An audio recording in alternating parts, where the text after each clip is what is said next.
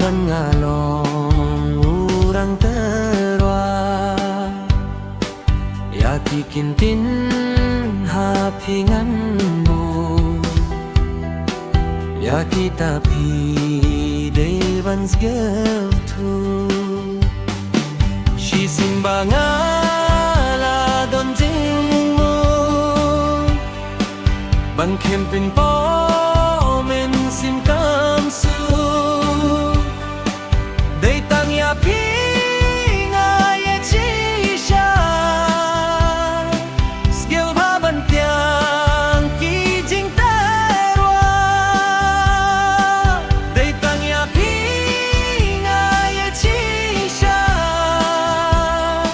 skill ba ban tiang ki jing ta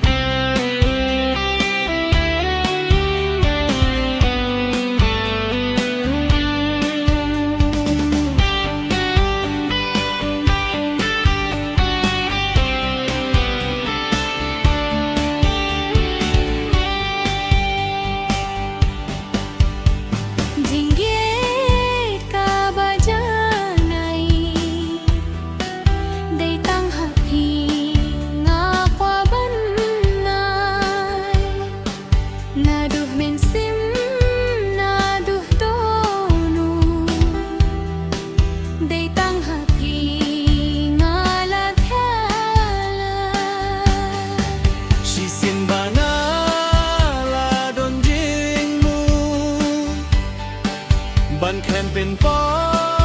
men sim cam su đây tang ya bi nga ye shi sha ngel ha bam biang ki jing te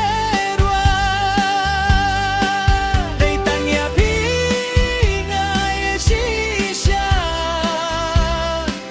ngel ha bam biang ki jing te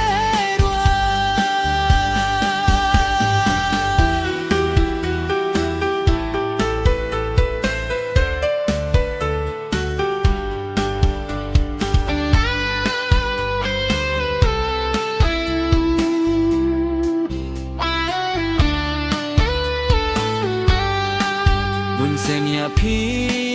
ngaju berkat lano ki por bandon rengkat ban marikin ngam sengela min singat mang ngas ngeu kinja si simbang